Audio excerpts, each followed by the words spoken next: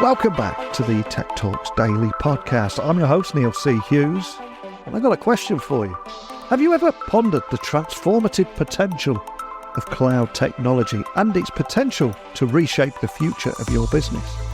Well, today I'm thrilled to have Andy Tay, Accenture's Cloud First lead, joining me on the podcast. And with his in-depth expertise, we're going to shed light on the firm's recent Modern Networks report and its implications for 2024 and beyond. I don't want to reveal too many spoilers, so buckle up and hold on tight, because no matter where you're located in the world, I'm going to beam your ears all the way to Seattle. Now, before we go into today's interview, though, I just wanted to talk for a moment about how legacy managed file transfer tools are becoming dated and lack the security that today's remote workforce demands. And companies that continue relying on outdated technology are putting their sensitive data at risk. Now, this is just one of the many reasons that I'm partnering up with a company called Kiteworks, who are the sponsors of Tech Talks Daily. But the main reason I'm working with them is that they're offering a world-class secure file sharing and email platform that is making it easier for end users to send automated or ad hoc files, all via fully integrated shared folders and email. Now, the level of functionality and integration on Kiteworks' file sharing and email platform is often limited in traditional MFT services. So, as an ex-IT guy and the host of a tech podcast, making it easier for end users to send automated ad hoc files via fully integrated shared folders and email in a secure way ticks so many boxes for me. So please, step into the future of secured managed file transfer with Kiteworks. Visit kiteworks.com to get started. That's kiteworks.com to get started today. And now, on with today's show, where you can join me and Andy exploring the world of cloud technology. So, a massive warm welcome to the show, Andy. Can you tell everyone listening a little about who you are and what you do? Neil, thank you. Thank you so much for having me here. I'm Andy Tay. I'm with Accenture. I lead up our Accenture cloud business. I'm responsible for how we bring and combine the best of Accenture's end-to-end capabilities.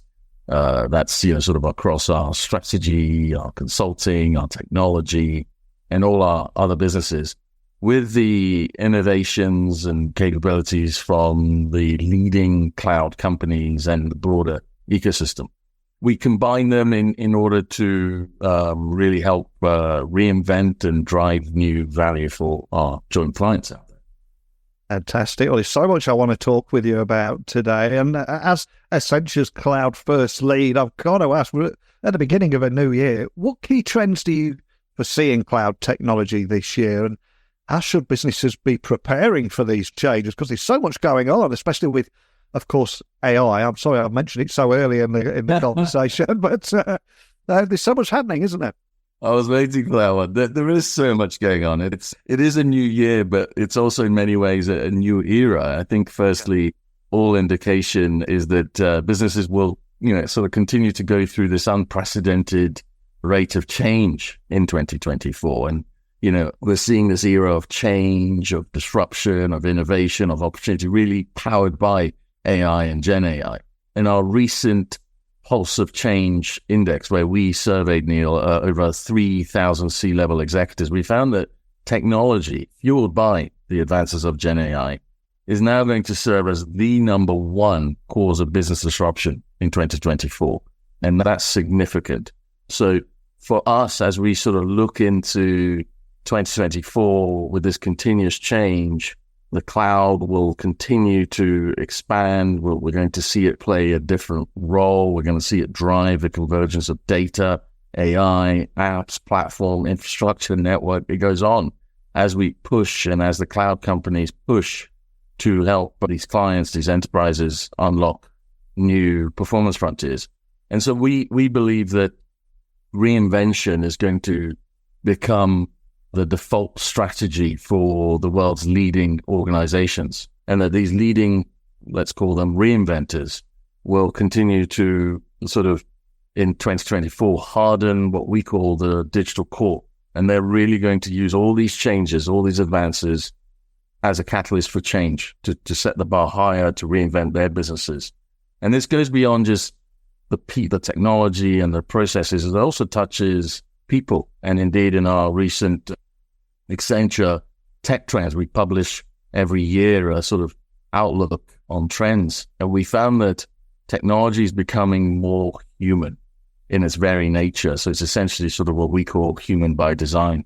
And so we're going to see, with all this change, the need for reinvention to continue to serve as the default strategy all the way to people, including leaders who have to, I would say, continue to learn all these technologies and how it impacts their businesses, but also have the courage and the knowledge and the understanding to drive their futures. That's the sort of first change. This is the first trend. The second is really, we're seeing companies sharpen, particularly in the cloud world, sharpen their focus on achieving flexibility, choice, avoiding lock-in, sort of really amping up on what they need to be competitive and where they need it, essentially mixing their strategies. And so we're going to see a rise in the hybrid multi-cloud edge computing strategies.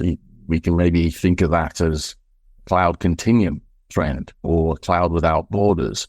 And we'll see this sort of continued innovation of infrastructure and cloud-powered network capabilities right across that will help companies push to sort of achieve that flexibility that they seek, all the way from on-premise cloud to public cloud to their edge infrastructures, as they push to get the best of IT data, OT data, business data, and get decisioning. The third and final trend I really wanted to touch on, Neil, is really around companies getting value from the cloud. We're going to continue to see this trend over the last few years, particularly during the economic slowdown. I think we all saw this sort of lift and shift trend. Those migration days are, I would say, largely done, at least for some of the larger houses. Those days have moved on. And some clients have found it harder and harder to manage in the cloud. Essentially causing them to stall. They haven't quite maybe seen the value. I made my big bets. I moved to the cloud. I'm not seeing the value. I don't see my margins change. I haven't seen my profit go up. I'm not quite seeing the innovation. This stuff is really hard. My business hasn't reimagined itself. And I think, we're going to continue to see this sort of push for value. Now, to do that, the financial discipline of operating in a cloud, and in many cases, as we touched on, this sort of multi-cloud world, is very hard. And we're going to perhaps see an increased push for greater rigor, financial rigor, and in operating in the cloud. So what we call FinOps. The second push around value is around unlocking the sort of value that's trapped in enterprise data. The lift and shift helped get companies closer to being able to modernize, but you've got to then attack the data. And I think with the new technologies we're seeing, we're going to see a continued push on the data. We're also going to see on the value side, companies move to tackle some of the harder stuff, mainframe modernization. Others are going to look at OT data.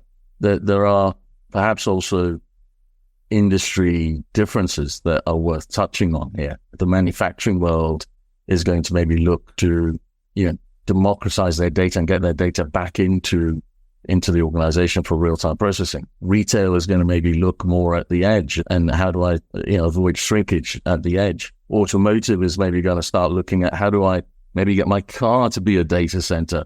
You can't always call back to a public cloud. I'm driving and I don't always have connectivity. So how does the car become the actor? How do we collect data from the car at the edge, from my geolocation, perhaps send it to dealers and sort of have a more enriched engagement. So we're going to see this push for more business value and not just tech value. A lot going on there. Yeah, it's incredibly exciting. And if we look over the last few years, we've seen everything from cloud, IoT, 5G, Wi-Fi 7 and AI, all flirting with buzzword status. But for me, the real excitement comes when these emerging technologies mature and converge to solve real-world problems. So can you tell me a little bit more about the 4 imperatives that are converging this year and their potential to impact businesses' reinvention and ultimately transformative value? Because This feels like the exciting part. Hugely exciting, and you articulate it well. The enterprise technology landscape is truly exploding, especially with the evolution of AI. And I think leaders are faced with this increasing technology complexity and the pressures to achieve that value and to really address that value gap. And in this sort of era of compressed transformation, companies are really feeling the pressure to sort of transform fast, what we call compressed transformation, and reinvent. Using these cloud powers and innovations is key. And, as I touched on, I think this sort of continuous innovation is going to fuel into companies, and it's important that they continue to have reinvention at the very core. But reinvention is not easy, and the path is not often clear. Unlocking that value will require enterprises to achieve, let's say, the right balance between speed and direction and scale and scaling responsibly.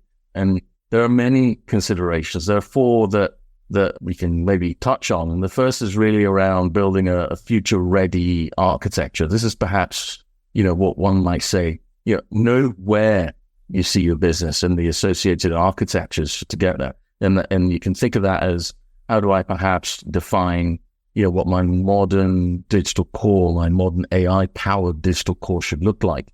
And it's about being very intentional, Neil, on the enterprise architecture you need. It's about leading and designing and thinking about how you're going to execute your strategy, and to do that all with a business value mindset versus the tech value mindset that we touched on. And achieving this sort of continuous reinvention, companies are going to have to think and act in a very clear, intentional way. And it's not just about speed or the number of experiments. It's around controlled speed and achieving that balance, that fit-for-purpose strategy, thinking through, what should my hybrid and my multi-cloud strategy look like? What should my data strategy look like? What should my large language model strategy look like? What about my cloud to edge, my applications, my security, my network, my infrastructure, my processes, and my people? And how do I do all of that in a modular way that allows me to take advantage of innovations as they come in so that I can pivot my business accordingly? So that's sort of the first, this sort of future-ready architecture. The second is really around this theme of modernization, and we touched on the sort of lift and shift days. But you can think of this theme as really around, what you tackle. And today, as you know, companies are moving from those migrations and tackling the more complex business critical systems and applications, and really looking to cloud native capabilities for the next wave of modernization. And so I think as you sort of look at that imperative, companies out there, they're going to have to perhaps build and modernize across all layers, not just at the sort of lift and shift of an application, but they're going to have to look at their infrastructure, their network, their applications, the data, how do they get it ready, how do they modernize it, and what AI should I be applying to it, their security and their processes, which of course Gen AI has been able to sort of serve as something that can truly reinvent every part of a company. And I think the third is really around this concept of, so you've migrated, you've modernized, and so you think, well, I'm there, I'm in the cloud, I've sort of modernized, I'm cloud native, but there's a push now to go beyond that and become sort of truly an intelligent enterprise. And so I think you can now begin to embrace new applications of AI and Gen AI to push to become this intelligent enterprise. And applying that AI on top of your modern data core will help you unleash new value. And think of, it sounds fancy, but think of AI at the edge. You can now pull it, it can now help determine how you perhaps, sort of remotely operate your industrial site that's, in a far-flung remote area.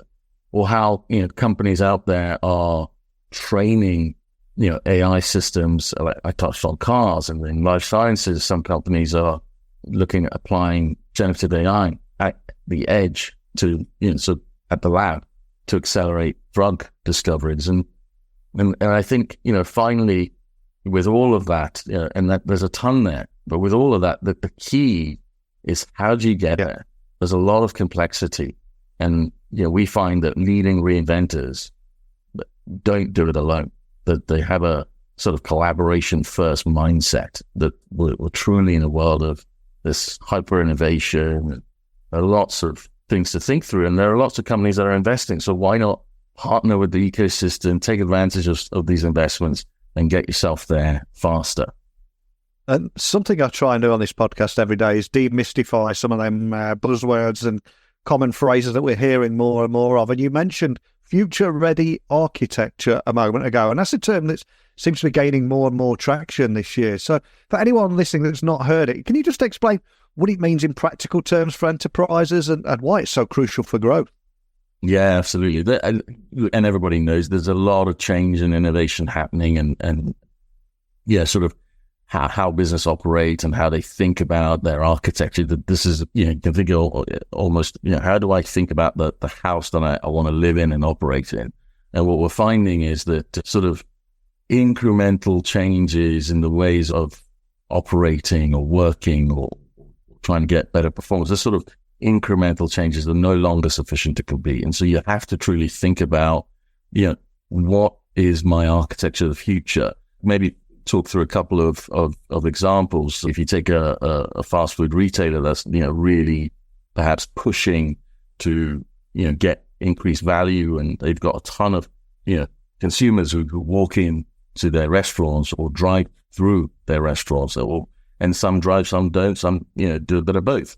And there's a lot of data at that edge. And, these retailers maybe don't know anything about them. There's nothing. There's no decisioning. There's no sort of architecture that can help them, start getting intelligence at the edge. And so the future-ready architecture concept is really around, helping companies think through what are the architectures that you need in place to help drive yourself to the next wave. And in the case of the retailer, you now have data at the edge. You can drive new experiences before the car pulls up, before the person places the order, that there might be some intelligence to determine, I remember you, this is your favorite, blah, blah, blah. So that's sort of an example.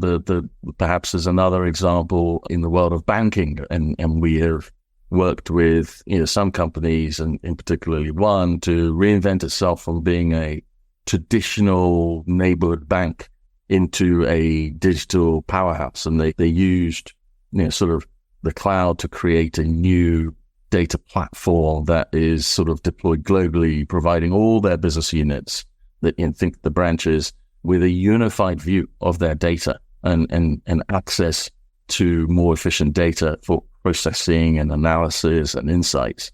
And the use of this sort of bank-wide data and the AI that was applied helps deliver a holistic view of current and lifetime profitability and the likely perhaps behavior of a customer. And we've been able to help this bank, and frankly, hats off to their leadership. You truly do need leaders to step up and sort of set the way. But we've been able to help them evolve from simply offering digital services to their customers to selling digital banking products and offering leading financial health tools. And, now they're at a stage where 2 out of 3 mortgages, where typically were, with humans walking into a bank, are now done through their new platform. They've now also moved to sort of one-click loans, literally one-click loans, which help provide personalized and contextual pre-approved loans, and in many cases, potentially same-day funding. And so now you've got these companies truly modernizing and foolproofing across the full stack and really thinking in a very intentional way, what's my strategy going forward and how do I sort of future ready it? And I think it's also important to highlight that modernizing across an enterprise is a significant undertaking, especially right now with so much economic uncertainty. And for anybody that is about to embark on this, what are the strategic starting points that you'd recommend for companies? Is there anything you can share there? Because I suspect it's something you get asked a lot, right? Yeah, you're right, Neil. It's not easy. It's an undertaking. This stuff is hard. It's really hard. And companies are saddled with this sort of complex, monolithic, the names are there. You got sort of these legacy environments. And we're not just talking technical systems either. We're talking organizational setups and sort of entrenched cultures between IT and business units being very different. How do you piece that apart, and where do you start? And I'd maybe perhaps offer, 3 starting points, and perhaps one we find increasingly, and we sort of recently published 5 practices for companies to do this. And it's really around leading with value and sort of, perhaps shifting from a siloed use cases. And in 2023, the Gen AI experimentations, we saw that. But perhaps shifting sort of from this siloed use case approach to prioritizing business capabilities across an entire value chain based on an objective of a business case, and really focusing on what's the value. And that helps you tackle all elements. What's the value of that business case? The infrastructure, the network, the apps, the data, what AI, what are my approaches? So what value am I going to get out? And as an example, we, in new research, we found that the network modernization budgets are lagging in a huge way behind enterprise sort of digitization. And if you think of patient care, when the network is down, in a basic example, perhaps patients no longer can make appointments. They've got to actually now go and drive in and physically see someone who their system might be down. And this is perhaps all because this is real. This is a real example. Perhaps, the network is just not there. And what we're finding is 87% of companies say that the data demands, particularly of these sort of new AI systems, have outstripped the capabilities of their current networks. And so network modernization is now becoming a prerequisite to integrating technologies like AI and to help enable this new innovation. Similarly, beyond the network, we know that data is now a competitive advantage. But how do you unlock it? It's all over the shop. It's in so many different enterprise systems. And to sort of unlock that data and sort of truly then unlock the promise of AI, you have to get your data in shape. And, you perhaps have to sort of free it up from these sort of functional silos and get it into this modernized state in the cloud where you can now start orchestrating between your data states and your data instances. So you could perhaps start by looking at, is the value around amping up on my network? Is the value around unlocking my data? Is there perhaps value around figuring out how do I operate in the cloud? These sort of multi-cloud environments, it's very hard for companies to build the financial operational muscle. You get a bill and you have to think through, what do I do? And it goes beyond the bills to actually living it. And there's this concept of FinOps, which helps you manage and guide your costs. So you help guide key decisions you make. So I would perhaps say start with leading with value and figuring out what is of value, and this is where sort of value use cases can help. Another key thing is just start and then drive continuous reinvention, because we know that the change, nothing's going to stop. It's just it's constant. So you've got to keep going, and the one and done is gone, and you have to build this sort of DNA of just keep going. And so I think it's important to lead with value. It's important to then have a culture of, or a mindset perhaps of, this sort of systematic execution of your reinvention. So just keep going. You can tackle the network. Then I'm going to move on to and on. And then the third, whilst we can all start somewhere and lead with value and maybe have this sort of, okay, I'm going to keep going. And you've got to keep going with the right intentional strategy. Otherwise, you're going fast for nothing. And, so you've got to go in the right place. But the third is people. It's super important to bring people along. And we found that, a true differentiator is, on who's going to win out there and who's going to lose. It's not really the tech. It's the leadership. It's the people. Leaders have to continue to learn and truly understand. They've got to bring their workforces with them. Because I think in things like Gen AI, we have something that's truly going to transform the nature of work, is going to reshape how businesses and their workforces deliver value. It's going to impact and perhaps deliver better experiences for employees and customers. And so there's an imperative for workers to be prepared. And it's important, therefore, for companies when they start to also start with people and focus on the skills and the talent that's needed, so that you just don't reinvent or modernize your technology or your processes, but you're reinventing your talent and the ways, the ways of working that your talent has. Sound advice. And also, I know another topic that's very close to your heart from what I've been reading when I was researching you is enabling next level intelligence. So are there any other areas that business should be investing in to accelerate growth and harness this intelligence effectively? Because I think at the moment, a lot of people get carried away with the AI narrative and what's our AI story, but it is accelerating growth, business value, ROI. This is the stuff that we need to unlock, right? It is. I think, applying AI is obviously it's important to be, again, business value led rather than technology led. And it's important to also remember that there are different types of AI, and not every use case, Neil, will be suited for generative AI. So you have to really consider what type of AI you need and where you need it. And you have to know where your AI is. Second is, again, paramount is again on people and on leaders, and then, truly understanding all these technologies and investing, in their people. And then I'd maybe, say, third is around this concept of responsible AI. I think we're increasingly going to see responsible AI, and the approach companies take to responsible AI will become more important as the technology scales. And we today see that there's a big gap between responsible AI intention and action.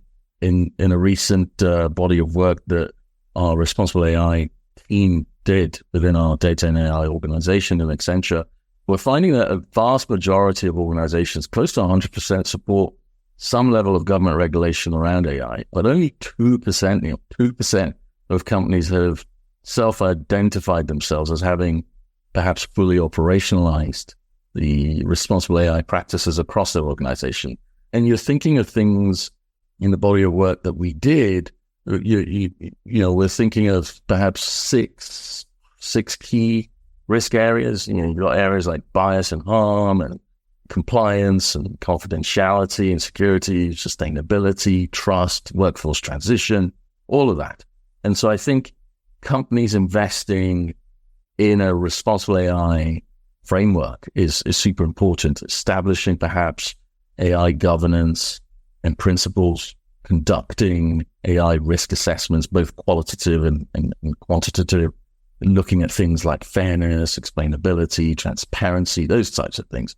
And then maybe we found, sort of a third element beyond sort of the governance and the risk assessments. The third element is putting in place a systematic responsible AI testing framework. So those are three key areas, Neil, that I'll maybe touch on. I think it's also important to highlight that it's not all about technology. I think collaboration is key to everything. And in the context of not doing it on your own, is any advice you give to leaders seeking guidance and partnerships on their cloud journey too? Collaboration is huge. And we're finding that, obviously in a world where so much is going on, so much innovation is out there, we're in a sort of talent scarcity and there's investment to sort of constraints. Collaborating can make the difference between winners and losers. It can make the difference between true, sort of enabling value as in transformative value and not. I think perhaps two things here I would maybe touch on it when I think of collaboration. One is having an intentional engagement with the ecosystem of hyperscalers, SaaS providers, and all the other types of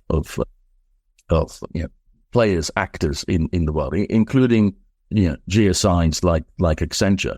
And we found that why is that important? there's so many reasons, the innovation and all of that, but the best way to truly get and accelerate yourself to value is tap into it, tap into others' expertise, tap into others' innovations, tap into others' investments, make use of it, and move faster. And everybody else gets value as well, by the way. So it's not just for the enterprise. Everybody's getting value from it. So that's the first, is sort of have a very intentional engagement of, engaging your ecosystem of partners. The second is, it's not just about, can I use your system, your technology, but all that. It's important to have trusted partners on the ground with you. People who have done this before, people who are doing this, people who they've truly invested a lot of time in understanding, they've seen the pitfalls. And we find that winners, these sort of reinventors, are the ones who bring on trusted advice to help guide their decisions and help bring in new modern practices and capabilities across every step of their cloud journey. So have an intentional strategy and have trusted partners serve as guides through your journey is super important. And I think every business in every industry is currently desperately trying to spin so many different plates right now. And considering the rapid evolution of cloud technology, how should businesses balance that need for innovation, but equally without neglecting the challenges of cybersecurity and data privacy? As you can see, the cloud truly has sort of just a touch point on so many fronts. We touched on perhaps maybe a little bit on data and data privacy in the context of responsible AI. I think it's important, I'm glad you raised it, to touch on the sort of cyber challenge. There was a whole host of leaders, global leaders, gathered in Davos, Switzerland last week at the World Economic Forum.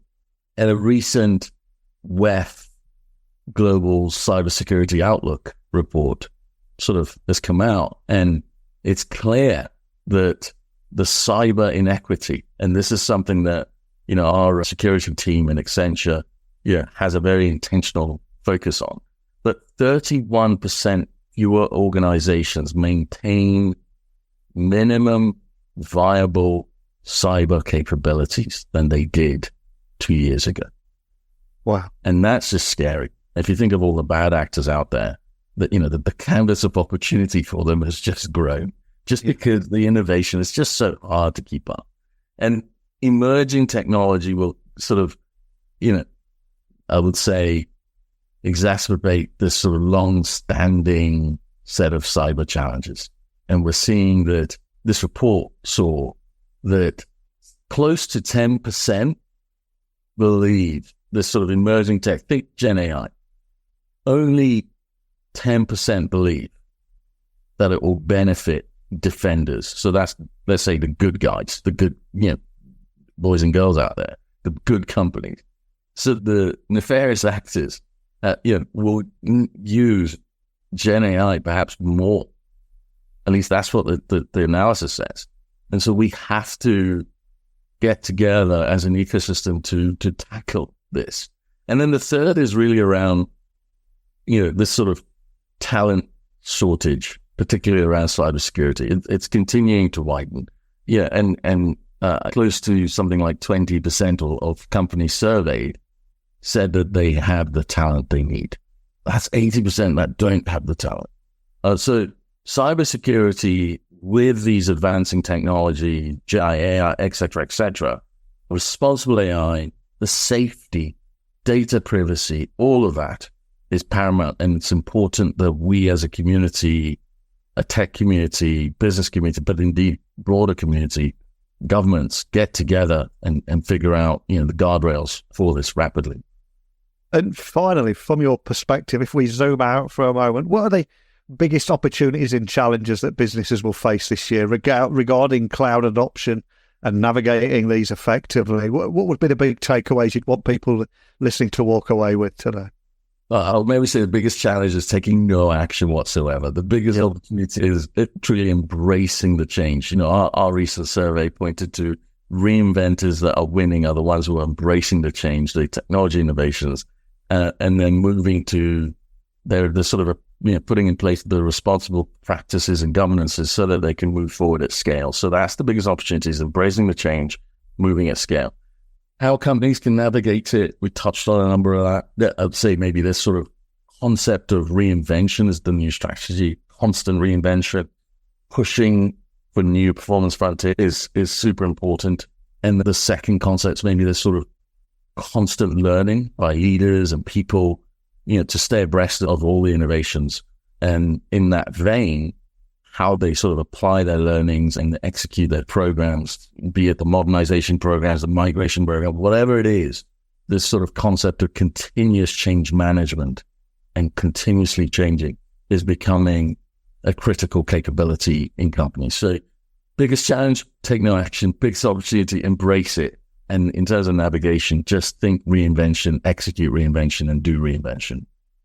And now I'm going to give you a challenge now, because we've talked about so many complex issues around business, the cloud and technology. And I'm not sure if anyone's told you this, but we do have a Spotify playlist where I asked my guests to add something to it that means something to them. So if I was asking you, where's your soundtrack to this cloud and technological change, what would it be? What song would you like to add to our playlist, and why?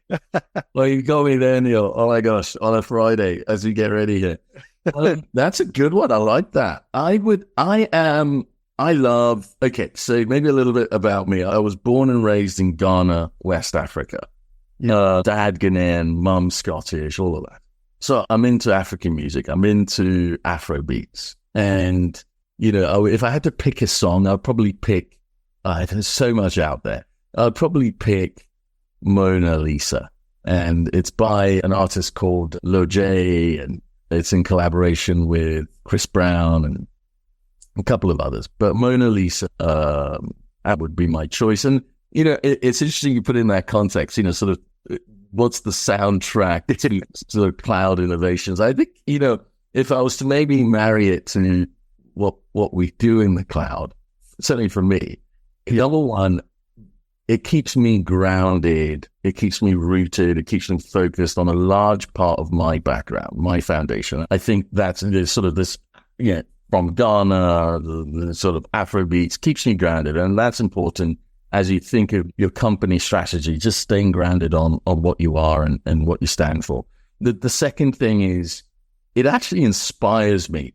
The innovation and the fusion of different music that has sort of formed and continues to evolve with Afrobeat, sort of high life from Africa, hip hop, R&B, just all coming together, and how that sort of fusion has now achieved mass adoption by Africans and non-Africans globally, is not too dissimilar to maybe in the cloud world, where we sort of try and iterate, innovate, and fuse together all the various technologies and partnerships and ecosystem players and all of that, and the business concepts. We try and fuse this all together to enable maximum value. We try in the cloud world to achieve maximum value for our clients. And, what I've seen in Afrobeats and what's come out of Africa is, how they've achieved mass adoption by Africans and non-Africans. It's truly inspiring. And the third, I often push myself, is on feel. How am I making my clients feel as they engage with the journey that they're on? And for me, Mona Lisa, or the song Mona Lisa, and the genre of Afrobeats, the rhythm and how it makes me feel, there's something special about it. It just sort of makes you feel, it amps you up, makes you feel good. And I think experience, the feel and how you make someone feel in the journeys they're on is so, so important. And so, that would be my choice. That's a good one. I like that. I'm gonna adopt that from you. And that is a beautiful answer for so many reasons. And just the way that you managed to link Afro beats as a soundtrack to technological change, you've got me in on everything. It's fantastic. Yeah. And for anyone listening that would just like to dig a little bit deeper on what you're doing at Accenture here and explore some of the topics we talked about, whether it's connecting with you or if there's somewhere on the Accenture website, where would you like to point everyone listening? LinkedIn. I'm on LinkedIn. Our broader team is on LinkedIn. Our broader Cloud First team and our broader Accenture capabilities and practices that are out there, bringing the best of cloud capabilities, are all on LinkedIn. Feel free to reach out to me. We're also, of course, our website's active and interactive, so you can contact us through there. But I'll maybe say, Neil, LinkedIn tends to be, perhaps the fastest way to get me. There might be another Andy Tay out there. I understand that there are quite a few. The name carries not just from West Africa, but also is in Singapore. So that, you might find other Andy Tays. If you do, just, look for the mixed-race, freckled guy from Accenture. Love it. Well, I will add a link to the show notes of the correct Andy Tay to avoid any confusion. And we've packed so much into 40 minutes today, from the 4 imperatives that are converging to help leaders move the needle toward business reinvention and transformative value in 2024. And by that, I think some of the things we hit there was future ready your architecture, modernize across your enterprise, enable next level intelligence, and don't try to do it all on your own. And we're even able to do all that to a soundtrack of Afro beats. So a big thank you for sharing your story today. Thank you, Andrew. Thanks for having me, Neil. Thank you so much. So as we wrap up today's conversation with Andy Tay, I think we've delved deep into the convergence of those 4 imperatives that are shaping business reinvention and delivering transformative value in 2024. And Andy has given us invaluable insights into future-proofing architecture, modernising enterprises, enabling next-level intelligence, and also the importance of collaborative efforts in these endeavours. And if you're seeking further guidance and inspiration in navigating this cloud-first landscape, remember, check out Accenture's latest resources and reports. I'll leave a few links on the blog post associated with this interview on my website, techblogwriter.co.uk. Just go straight to podcasts and you should find this episode. And Andy, what a gentleman, incredibly cool guy. So big thank you to him for joining me today. To everyone listening, please let me know your thoughts. Any observations, insights, whatever they may be, email me directly, techblogwriter@outlook.com. You can connect with me on LinkedIn, Instagram, Twitter. Just look for @Neil C. Hughes. But do not just hit follow or connect. Send a little note. Tell me you listen to the podcast. Tell me your takeaways from today's episode. Whatever it is, I'd love to hear from you. Other than that, I will return tomorrow with another discussion to keep you at the forefront of this technological innovation, but it's time for me to go now. So keep exploring the cloud and beyond. A big thank you for listening, and until next time, don't be a stranger.